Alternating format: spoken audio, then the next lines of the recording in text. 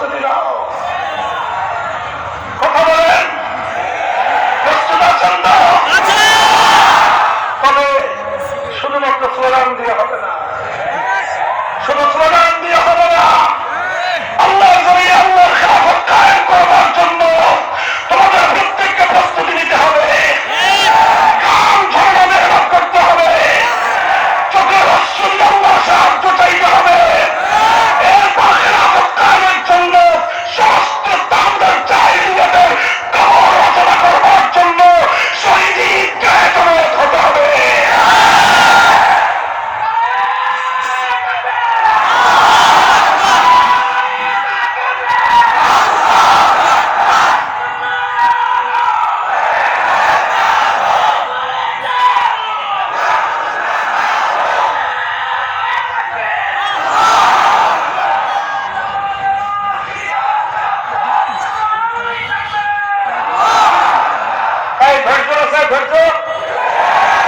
এবার সবচেয়ে ইন্টারেস্টিং স্যাম্পলটা, সবচেয়ে ইন্টারেস্টিং গুরুত্বপূর্ণ দৃষ্টান্তটা আমি আপনাদের সামনে উপস্থাপন করছি।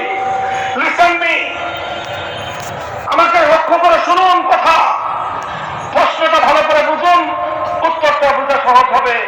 আসওয়ালু নিসফুল, এই কথা বলেন না ছাত্ররা, আসওয়ালু নিসফুল ইলম। প্রশ্ন ভালো করে বুঝলে অর্ধেক বুঝার কাম শেষ। প্রশ্ন বুঝবে না, খাতায় খালি লিখতে থাকবা, সারাদিন লিখবা, দিন শেষে পাইবা ঘোরার দিন। বুঝো কথা? আসওয়ালু নিসফুল ইলম, প্রশ্ন বুঝবা, খুব ভালো করে বুঝবা। আজকের বর্তমান ছাত্রদের সবচেয়ে বড় সমস্যা হলো প্রশ্ন না বুঝেই উত্তর দেওয়া শুরু করে দেয়। এই জন্য প্রথম আমি প্রশ্নটা বুঝাচ্ছি, খেয়াল করে শুনো। আচ্ছা, যে কোনো রাষ্ট্র হোক, যে কোনো রাষ্ট্র গঠন করুক, যারাই গঠন করুক, যে কোনো ধর্মওয়ালাই গঠন করুক, যেই ধর্মওয়ালারা রাষ্ট্র গঠন করলো সেই ধর্ম ছাড়া অন্য ধর্মাবলম্বীরা সে দেশে থাকবে কি থাকবে না? যারা বলেন থাকবে। মুসলমানরা যদি ইসলামী রাষ্ট্র গঠন করে সেই দেশে হিন্দু, বৌদ্ধ, খ্রিস্টান, ইহুদি, শিখ, উপজাতি, অন্যান্য ধর্মাবলম্বীরা থাকবে কি থাকবে না? আরো যারা চিৎকার করে বলো, থাকবে কি থাকবে না? একই প্রশ্ন, হিন্দুরা যদি হিন্দু রাষ্ট্র গঠন করে সেখানে মুসলিম, বৌদ্ধ, ইহুদি, খ্রিস্টান, শিখ, অন্যান্য জাতি থাকবে কি থাকবে না? একই প্রশ্ন প্রত্যেকটা ধর্মের ব্যাপারে, বৌদ্ধদের ব্যাপারে, খ্রিস্টানদের ব্যাপারে, ইহুদিদের ব্যাপারে। যে যেই ধর্মের অনুযায়ী রাষ্ট্র গঠন করলো সেই ধর্মের আলোকে অন্যান্য ধর্মাবলম্বীদের কি কি অধিকার প্রাপ্য, তাদের অধিকার কিভাবে নিশ্চিত করা হবে সেটা বলো। প্রশ্নটা বুঝছো? বুঝা গেছে প্রশ্ন? আবার ক্লিয়ার করছি, যে কোনো ধর্মাবলম্বীরা নিজ ধর্মের আলোকে রাষ্ট্র গঠন করলো সেই রাষ্ট্রে অন্য যত ধর্মাবলম্বীরা আছে সেই সকল ধর্মাবলম্বীদের কি কি অধিকার প্রাপ্য, তাদের অধিকারগুলো কিভাবে সংরক্ষিত হবে, তাদের কি কি দায়িত্ব, সেই দায়িত্বগুলো কিভাবে নিরূপিত হবে, এটা হলো প্রশ্ন। এই প্রশ্ন আমরা ইসলামকে করব। হিন্দু রাষ্ট্রের মধ্যে একজন মুসলিম সে যদি 5 ওয়াক্ত আল্লাহু আকবার আযান দিয়ে নামাজ পড়তে চায়, তোমার হিন্দু ধর্ম আযান দিয়ে নামাজ পড়বার পারমিশন দিবে কি দিবে না? তোমার ধর্মগ্রন্থের রেফারেন্স দিয়ে জবাব দাও। তোমার রাষ্ট্রে, হিন্দু ধর্মের রাষ্ট্রে একজন মুসলমান আল্লাহ প্রদত্ত অধিকার অনুযায়ী অধিকার দিবে কি দিবে না? জবাব দাও। তোমরা কি আমাদের কোন মুসলমান ভাইকে গরুর গোশত মাত্র গরুর গোশত রাখা অপরাধে মুসলমানদেরকে আগুনে জ্বলন্ত পুড়িয়ে মারবার জবাব দাও? তোমাদের দেশে, তোমাদের ধর্ম রাষ্ট্রে একজন মুসলমান গরুর গোশত খাইতে চাওয়ার অপরাধে আর গোটার বাড়িঘর চালিয়ে সেই মসজিদের নিরাপত্তা কে দিবে বলো? জবাব দাও। হিন্দু রাষ্ট্র, হিন্দুত্ববাদী রাষ্ট্রে মুসলমানদের উপাসনা নয়, মুসলমানদের সেজদা দেওয়া। মসজিদ সম্পর্কে তোমার ধর্ম কি বলে? ধর্মগ্রন্থ থেকে রেফারেন্স সহ জবাব দাও।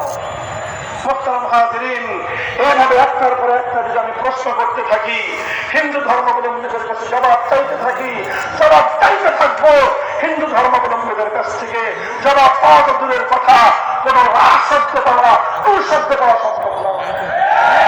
একই কথা খ্রিস্টানদের ব্যাপারে, ফরজ বিধান পর্দা করতে চায়, পর্দা করবার অধিকার তাকে দেবে কিনা বলো। আমার একজন মুসলিম বাবা তার 15 বছর বয়সে একটা মেয়েকে বিয়ে দিতে চায়।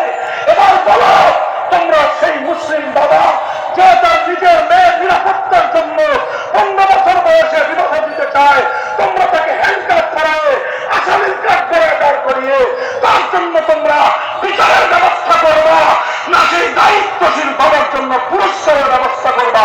জবাব দাও। জবাব নাই, জবাব নাই। সারা দুনিয়ার কোথাও তুমি জবাব পাবে না।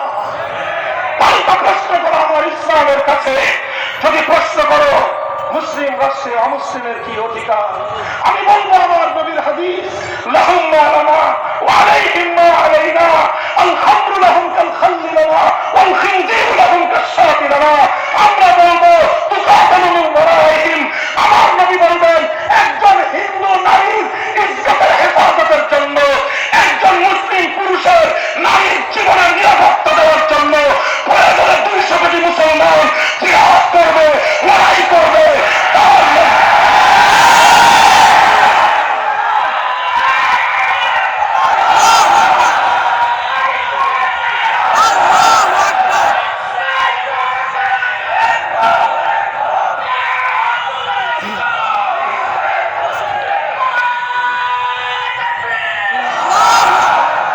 আমরা জিজ্ঞাসা করেছিলাম হিন্দু ধর্মাবলম্বীরা, তোমার রাষ্ট্রে একজন মুসলমান যদি করে জবাই করে খেতে চায় তুমি কি করবা? জবাব মুখে দাও নাই। কাকে জবাব দিয়েছে? সে মুসলমানের জীবনের নিরাপত্তা থাকবে না। কোন মুসলমান যদি গরুর গোশত খেতে চায় তোমরা তাকে টুকরো টুকরো করে হত্যা করবে। কোন মুসলমান যদি গরুর গোশত খেতে চায় তার গোষ্ঠী সূত্র আগুন দিয়ে পুড়িয়ে ছারখার করে দিবে। এই তো ছিল তোমাদের কার্যত জবাব। আমাদের কাছে প্রশ্ন করো, যদি একটি মুসলিম রাষ্ট্রে কোন হিন্দু, কোন খ্রিস্টান, কোন ইহুদি যদি শূকরের গোশত খেতে চায় ইসলাম কি বলে? ইসলাম বলে শুধু শূকরের গোশত খেতে পারবে তাই নয়, বরং শূকর লালন পালন করতে পারবে। কোন একজন হিন্দু, কোন একজন খ্রিস্টানের কোন একটা শূকরের ছোট্ট একটা বাচ্চা যদি কোন মুসলমান ক্ষতি করে, কোন মুসলমান যদি একটা শূকরের বাচ্চা মেরে ফেলে, আল্লাহ কোরআন, আল্লাহ নবীর হাদিস স্পষ্ট আল্লাহ নবী বলে দিয়েছেন অপর একজন মুসলমানের একটা বকরির বাচ্চা হত্যা করলে সেই পরিমাণ জরিমানা দিতে হবে। আমার নবীর ফরমান হলো একজন হিন্দু একটা শূকরের বাচ্চাকে হত্যা করার পর সমপরিমাণ জরিমানা ইসলামী আদালত মুসলমানের ঘাট ধরে উসুল করে দেবে। আল খামরু লাহুম কাল খাল্লি লানা। একজন মুসলমান ইসলামী রাষ্ট্রের মধ্যে যেরকম ম্যাঙ্গো জুস পান করতে পারে, শরবত পান করতে পারে, রুয়াবজা পান করতে পারে, সে ট্যাং শরবত পান করতে পারে, যে কোনো ফলের জুস যে কোনো মুসলমান পান করতে পারে। মুসলমান যেভাবে ইসলামী রাষ্ট্রে জুস পান করার অধিকার রাখে, একজন হিন্দু নাগরিক একটা ইসলামী রাষ্ট্রের মধ্যে মদ পান করার অধিকার রাখে। একজন খ্রিস্টান ইসলামী দেশের মধ্যে মদ পান করার অধিকার করতে হবে। এবং তোমার সেই দায়িত্ব কোশ্চেন গেল একজন মুসলিমের চেয়ে দায়িত্ব বেশি নয়।